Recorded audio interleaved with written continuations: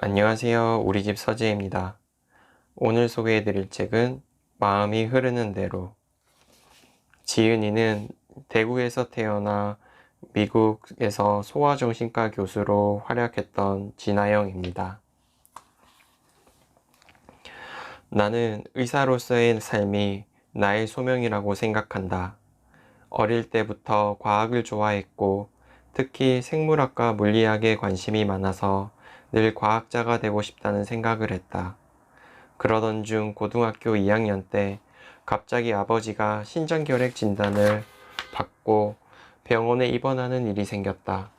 온 동네가 다 떠나갈 듯 쩌렁쩌렁한 목소리에 늘 자신감 넘치던 아버지가 하루아침에 환자복을 입고 병상에 누운 채 쇠약해진 모습을 보면서 나는 병이라는 게 한 사람과 그 가족의 삶을 얼마나 예상치 못하게 변화시키는지 똑똑히 경험했다.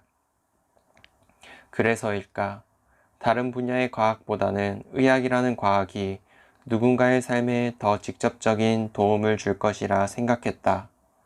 결국 공대가 아닌 의대에 지원하기로 마음먹었고 다행히 의과대학에 전액 장학생으로 합격했다. 내가 의과대학을 다니던 곳은 대구는 장시만 해도 남녀차별이 무척 심한 곳이었다. 그 속에서 어려움을 겪던 나는 대구를 떠나 의정부 성모병원에서 인턴 생활을 시작했고 이후 원하던 레지던트 프로그램에 지원했지만 낙방했다. 서글픈 실패였지만 그때까지만 해도 나는 무엇이든 해낼 수 있다는 자신감이 있었다. 그깟 프로그램 1년 후에 다시 지원하기로 하고 그저 재수하는 동안 미국 의사 면허증이나 따자 하는 가벼운 마음으로 별 준비도 없이 미국으로 떠났다. 그 후 미국에서의 생활은 전혀 예상치 못한 방향으로 흘러갔다. 하버드 의과대학 뇌영상연구소에서 연구 경력을 쌓고 미국 의사 국가고시 전 과정을 전국 최상위 성적으로 통과하는 바람에 뜻하지 않게 미국에 눌러앉게 되었다. 그렇게 미국에서 정신과 레지던트와 소아정신과 펠로우 과정에 합격했고 수련을 마친 후에는 존스 홉킨스에서 교수진으로 합류하여 케네디 크리거 인스티튜트에서 일하게 되었다. 이후로도 임상 강사에서 조교수로 어렵지 않게 승진하는 등 내 인생은 미국에서 순조롭게 자리 잡아가고 있었다. 그렇게 나는 소아정신과 의사로서 쉴 새 없이 바쁘게 살아왔다. 빠르게 달려가지 않으면 이 소중한 기회와 시간이 그저 흘러만 가다가 사라질 것이라고 생각했다. 그런 생각에 누구보다 열심히 일했고 내게 맡겨진 일은 빈틈없이 해내고자 노력했다. 2017년 5월 12일 진아영이라는 고속열차가 큰 바위를 들이받은 듯 완전히 멈춰버리기 전까지는. 그때 남편과 나는 결혼한 지 6개월 남짓된 신혼부부로 아직 우리 두 사람이 함께 살 집을 장만하지 못한 채 주말 부부로 지내고 있었다. 나는 존스 홉킨스와 케네디 크리거가 있는 볼티모어에 방을 얻어 평일 동안 지내고 금요일이 되면 남편이 있는 알렉산드리아까지 2시간 넘게 운전해 가곤 했다. 남편은 알렉산드리아에서 비뇨기과 의사로 일하고 있었고 당직과 응급수술로 늘 바빴기 때문에 움직이는 건 항상 좀 더 시간적 여유가 있는 내 쪽이었다. 그날도 금요일이었다. 남편이 사는 집으로 운전해 가는데 갑자기 등 쪽에 근육통이 느껴졌다. 오랜 시간 운전을 해서 허리가 좀 뻐근한 적은 있었지만 그런 통증과는 느낌이 달랐다. 어제 복싱을 너무 심하게 해서 그런가? 몇 주 전부터 프로복싱 선수들이 훈련하는 볼티모어 체육관에서 복싱 클래스를 듣고 있던 터라 그저 복싱 클래스로 인한 근육통이겠거니 하며 대수롭지 않게 넘겼다. 그런데 등에만 느껴지던 통증이 2시간 사이에 온몸으로 퍼져나갔다. 겨우겨우 남편 집에 도착했을 때는 곤죽이 된 채로 반쯤 기어서 방에 들어가야 할 정도였다. 머릿속으로 의대 시절에 배운 내용들을 더듬어 보았다.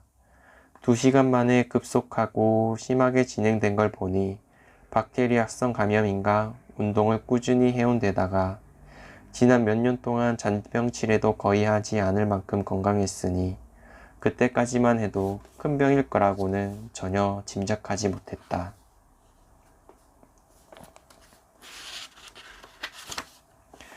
증상이 나타나고 한 달 후인 2017년 6월, 내가 심하게 아파 직장에도 잘 나가지 못한다는 소식을 듣고 어머니는 한달음에 미국으로 달려오셨다. 나영아, 엄마가 앓고 있는 병이 너한테도 왔는가 보다. 어머니는 내가 앓는 증상이 당신의 것과 같은 것은 아닌지 덜컥 겁이나 그제서야 당신이 그 증상으로 얼마나 심하게 고생했는지 내게 털어놓으셨다. 네가 미국으로 가고 나서 몇 년 동안 머리가 너무 아프고 어지러워서 잘 일어날 수도 없을 정도로 안 좋았는데 병원에서 MRI 찍고 온갖 검사를 다 해봐도 아무 이상이 없다 했거든. 엄마, 내한테 말하지 왜 안 했노? 우리 딸 미국에서 혼자 고생하고 있는 것도 안 됐구만. 걱정할까봐 말 안 했지. 그렇게 홀로 고생해 왔을 어머니를 생각하니 마음이 아렸다. 게다가 어머니의 여동생인 두 이모와 이모의 딸 한 명도 어지럼증과 구통과 극심한 피로로 몇 년째 고생을 하고 있었고 했다. 목의 여성 쪽으로 가족력이 있는 게 분명했지만 모두 명확한 변명을 알지 못했다.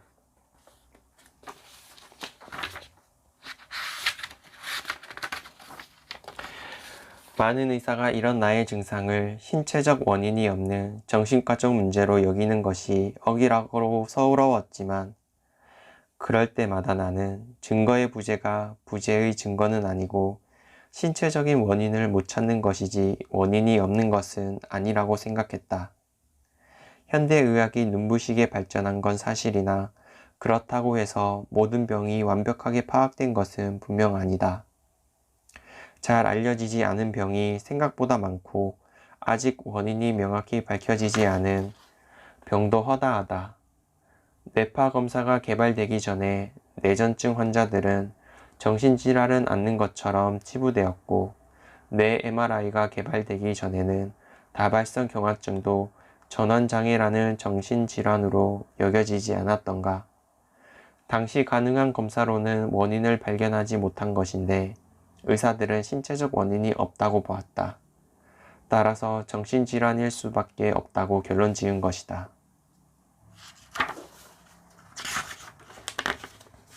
정 교수는 내 이야기를 듣고는 전에 자신이 자율신경계 장애에 관심이 갖게 된 이유를 설명해 주었다. 그래, 그게 말이지. 나한테 근육 약화로 온 환자 중에 피로감과 어지럼증을 호소하는 사람이 많거든. 대개는 불안장애나 우울증 진단을 받고 있는데 검사를 해보면 기립성 빅맥증후군이거나 신경맥의 저혈압 등 자율신경계 장애가 있는 환자가 많더라고. 환자들은 너무 고통스러워하고 일상생활조차 힘든데 의사들은 이 질환에 대해 잘 모르고 그냥 정신과적인 질환이라고 하니까 너무 안타깝더라고. 이런 환자들이 너무 많아서 소아과 피터로 교수와 상의해 성인을 대상으로 하는 자율신경계 질환 클리닉을 개설하기로 했어. 정 교수의 말을 듣자마자 확신이 들었다. 바로 이것이 내 병이라는 것을. 내가 기립성 빅맥증후군인 것 같아. 수화기 저편에서 정 교수는 한참이나 말이 없었다. 미국 전문가들의 권유대로 면역치료를 더 받아야 된다는 확신이 더더욱 강해졌다. 그렇지만 한편으로는 걱정부터 앞섰다. 한 번 받는 것도 사정사정한 끝에 겨우 받았는데 이번에는 또 어디서 어떻게 받는단 말인가. 고민 끝에 목요인 대구 가톨릭대학교 신경과의 이동국 과장님을 찾아가 내 사정을 말씀드렸다. 과장님도 내가 스트레스와 우울과 불안 때문에 이렇게 아프다고 생각하실까? 지선생 참 고생이 많다. 내가 그 마음 안다. 어떻게 도와주면 되겠나? 나는 그제야 안도의 한숨을 내쉬었다. 나중에 알고 보니 과장님도 최근 병환을 앓으며 환자의 입장에서 고생하셨다고 했다. 면역 글로불린 치료가 도움이 많이 된 것 같습니다. 한 몇 번 더 받고 싶어요. 치료를 받을 수 있게 도와주세요.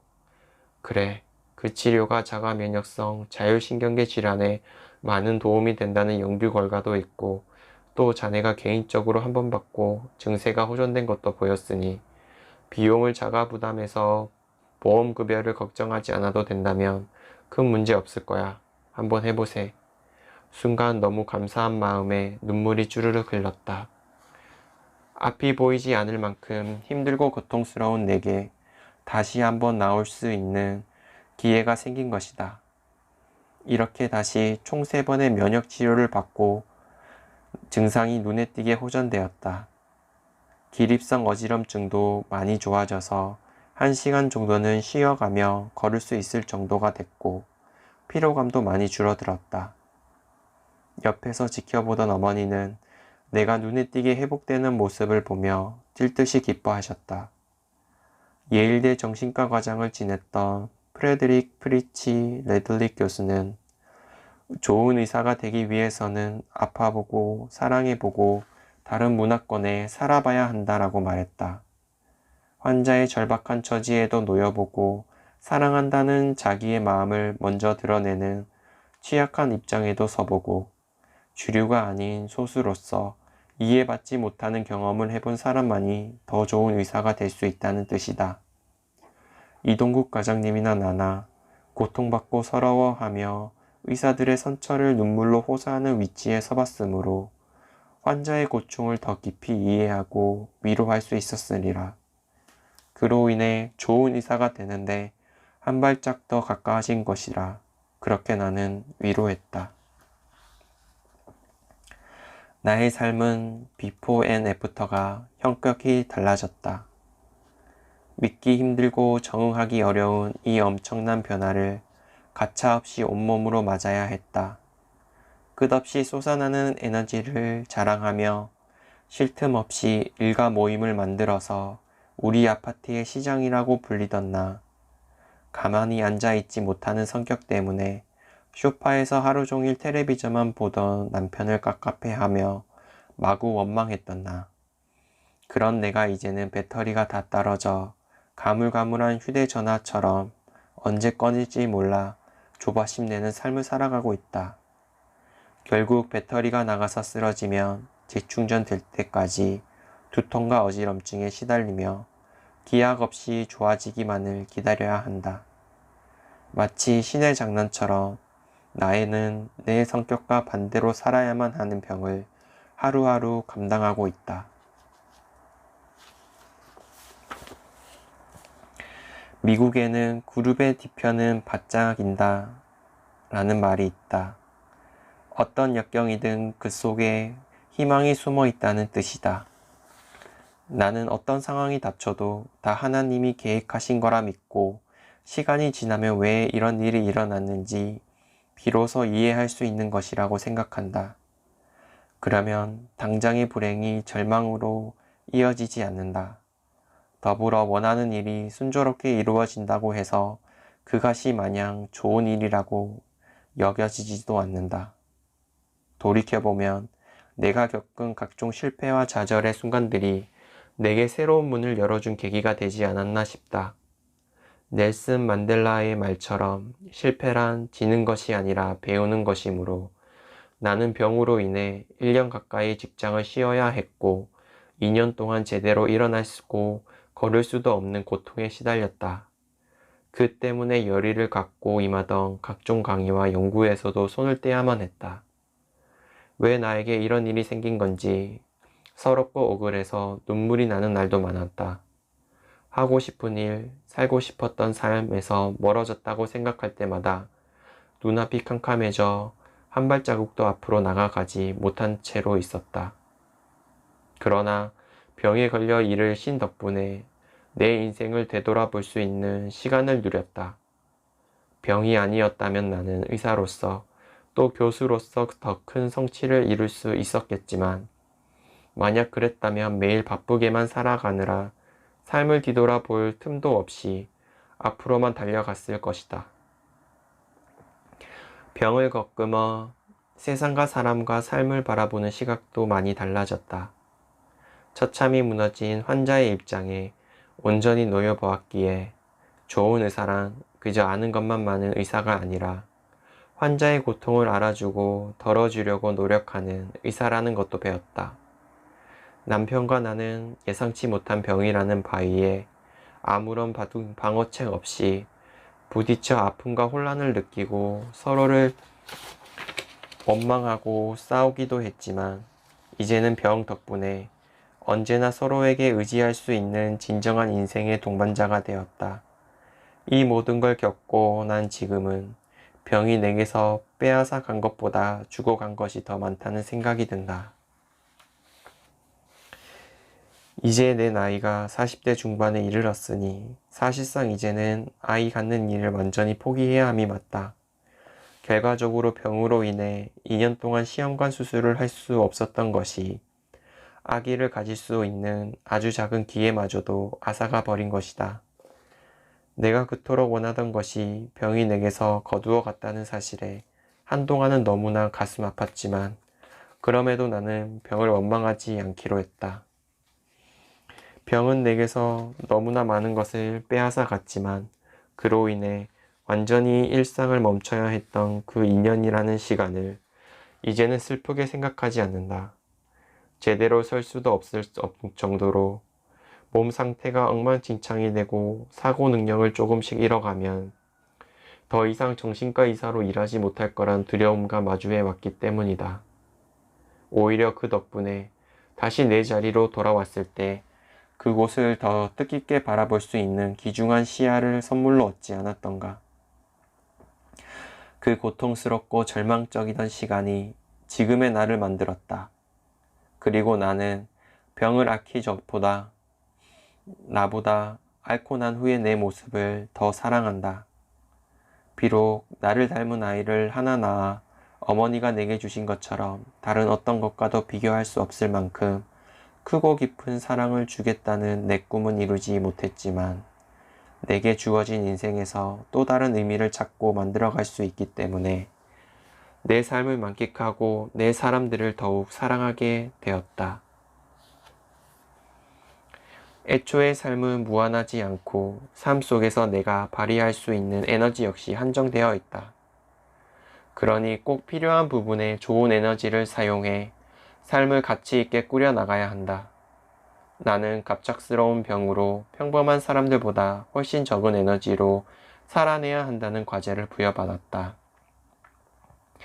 내가 가용할 수 있는 에너지와 시간은 예전보다 현격히 부족해서 이제 많은 일에 노라고 대답할 수밖에 없다. 정말로 하고 싶은 일이 있어도 내가 해낼 수 있는지는 더 세심하고 깐깐하게 따져 판단할 수밖에 없는 것이다. 이런 상황에 놓이니 내 삶에서 무엇이 더 중요하고 덜 중요한지, 무엇을 먼저 하고 무엇을 나중에 해야 할지 결정하는 일조차 쉽지 않았다. 하지만 숱한 고뇌 끝에 나는 세상에서 존재하는 수많은 일 중에 내가 정말로 좋아하는 일, 즉 마음이 흐르는 곳에 있는 일을 가장 우선순위에 두어야 한다는 진리를 깨달았다. 다른 사람을 실망시키지 않기 위해 혹은 남에게 잘 보이기 위해 내가 원하지 않는 일을 꾸역꾸역 하기엔 내 시간과 에너지가 너무나 소중하다. 인간관계에서도 마찬가지다. 이제는 예전처럼 새로운 사람을 만나 마음껏 관계를 이어가기도 쉽지 않고 정말 친했던 친구들조차 자주 만나기가 어렵다. 누구를 만나고 누구와 관계를 오래 맺을 것인가에 대해 고민하기 시작하자 정말로 내 주변에 두어야 할 소중한 사람들을 추려낼 수 있었다. 그리고 나는 매일 마음속으로 스스로에게 이렇게 말한다. 내가 진정으로 원하는 일만 하기에도 삶은 너무나 짧다.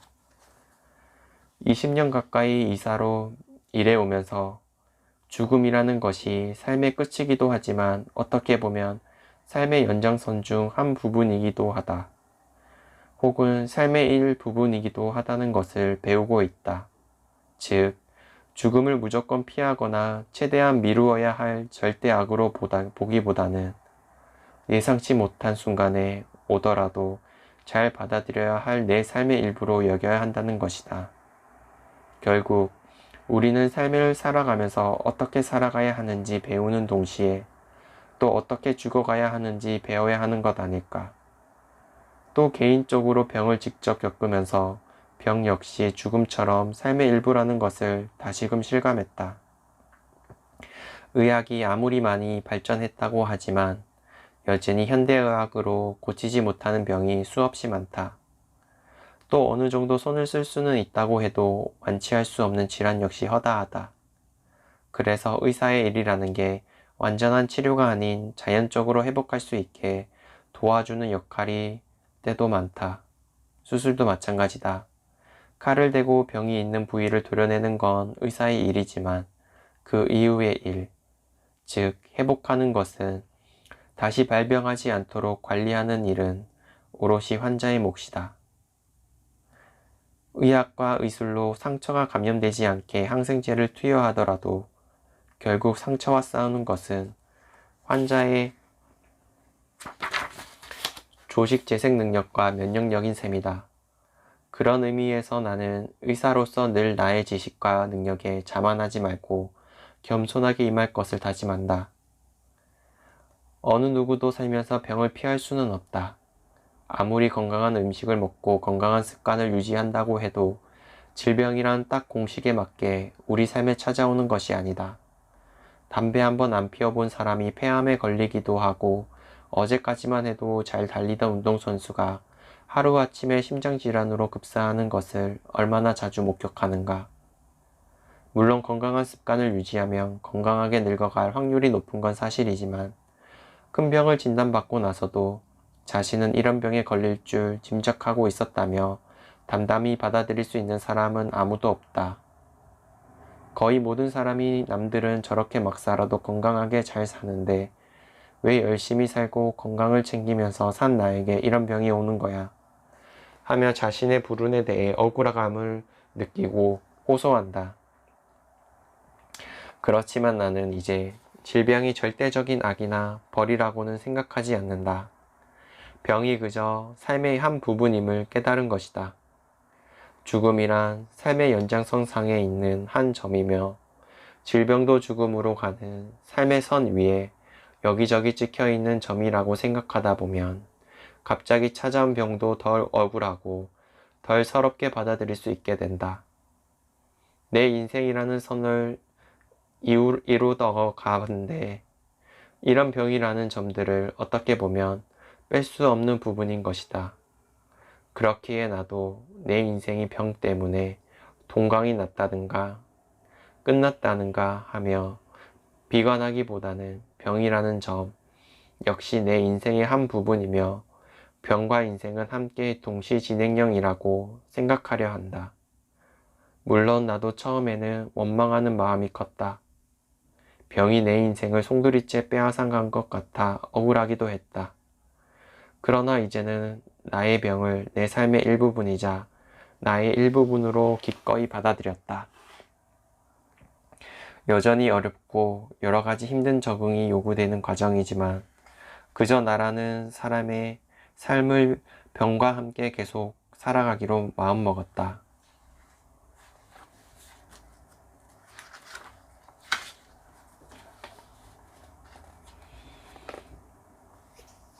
나는 한국과 미국이라는 두 나라의 서로 다른 문화, 어떤 부분에서는 거의 극적으로 상반된 이 두 가지 문화를 속속들이 경험한 것이 내 인생의 큰 축복이라고 생각한다. 단 한 번의 인생을 살면서 모국의 문화뿐만 아니라 또 다른 나라의 문화에도 몸담아 살아본다는 것이 얼마나 흥미롭고 생각을 깨치는 경험인가. 그런데 미국에서 한국인으로서 가장 자긍심을 갖고 살아가면서도 나는 한국에 대해 한 가지 안타까운 점을 느낀다. 한국에서는 각 개인의 독특함을 그다지 긍정적으로 여기지 않는다는 것이다.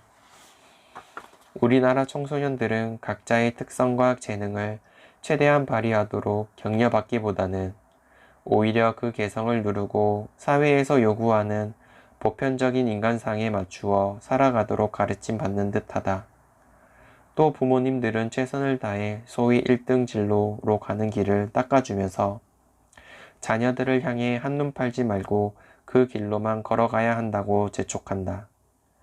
그렇게 많은 사람이 인생의 중요한 갈림길에서 자신의 진심을 따르기보다는 부모나 사회의 기대에 부응하는 선택을 하며 성장한다. 하지만 정말이지 미래의 일은 그 누구도 예측할 수 없다.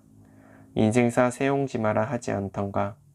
나에게 이익이 되고 손해가 되지 않는 길을 아무리 철저하게 계산한다고 해도 내가 계획했던 그 목적지에 안전하게 도착할 것이라는 확신할 수 없다. 그것은 확고하게만 보이는 명제도 격변하는 사회 속에서는 그 수명이 영원하지 못하다. 인생의 어떤 문제에든 꼭 들어맞는 길이나 정답이 있다는 것은 더더욱 아니다. 답이 보이지 않을 때일수록 우리는 자기 삶의 핵심 원칙을 점검하고 자신의 진심으로 원하는 방향을 생각해 보아야 한다. 우리는 각각 다 다르게 태어난 존재가 아니던가. 남에게 좋은 일이 나에게도 좋다는 법은 결코 없다. 그래서 다른 사람이 나에게 바라는 것에 귀 기울이기보다는 내 진심의 소리에 귀 기울이며 살아야 한다. 내 인생의 내비게이션은 사회나 타인에게서 오는 게 아닌 오직 내 안에서 오는 것이기 때문이다. 자기 내면의 소리에 귀 기울이고 직감을 따라가 보라고 하면 많은 사람들이 너무 이상적인 현실성 없는 이야기를 한다고 생각한다. 만약 자신의 현실이 충분히 행복하고 만족스럽다면 이런 나의 이야기를 꼭 들을 필요는 없다. 그렇지만 현실이 공허하고 힘들다면, 괴롭고 행복하지 않고 우울감에 빠질 지경이라면 한 번쯤은 현실 아닌 것을 꿈꾸어도 보고 또 그 꿈에 가까이 다가가기 위해 삶의 변화를 줘보는 것은 어떨까? 남들이 보기에 화려하지 않은 길이라도 내가 가고 싶으면 가보고 또 안 될 것 같다고 미리부터 결론을 내리기보다는 불가능한 꿈에 도전해보고 그 꿈의 방향으로 한번 살아보는 건 어떨까?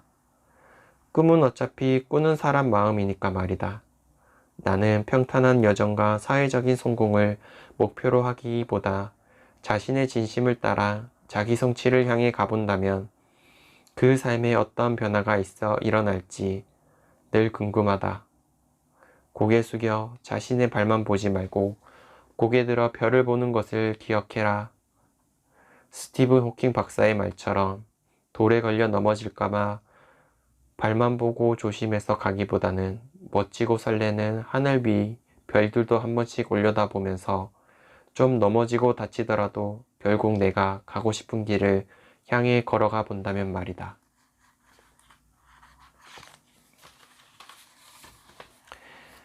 별 의미 없는 회의일지라도 우리는 직장에서의 회의는 꼭 휴대폰 캘린더에 적어 알람 기능까지 설정해 놓고서 그 시간에 늦지 않으려고 노력한다.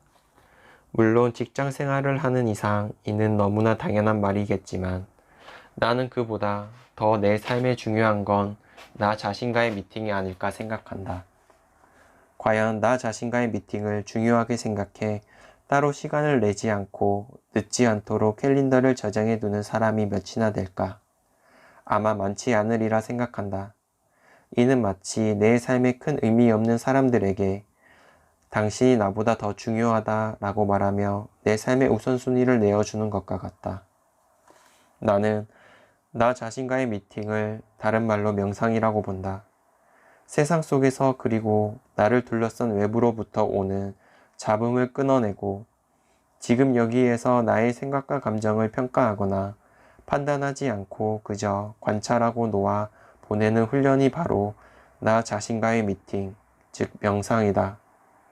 이렇게 보면 아무리 바쁘더라도 나 자신과의 미팅을 내 삶의 우선순위에 두어야 함이 맞다.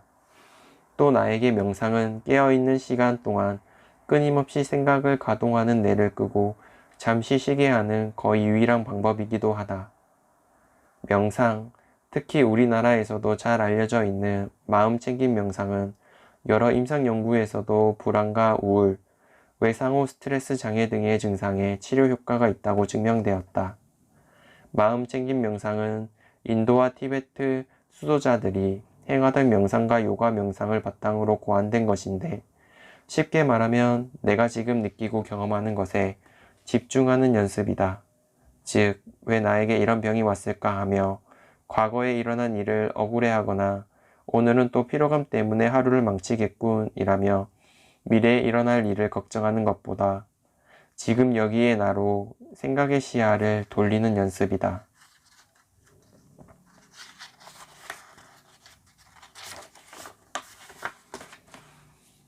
나는 병 때문에 나타나는 고통스러운 증상을 다스리기 위해 본격적으로 명상을 시작했다. 별 걱정도 없었는데 가슴이 조이며 숨이 갑갑하고 심장이 뛰고 머리가 아프고 밤에도 신경이 곤두서 잠이 잘 오지 않는 교감신경 항진 증상들에 시달리고 있을 때 명상을 통해 이러한 증상들이 사르르 녹아드는 신비한 경험을 했다. 즉, 명상을 통해 내 몸이 내 머리와 자율신경계에 날 잡아먹을 늑대 무리가 없으니 안심해도 된다라며 신뢰를 보내준 셈이다.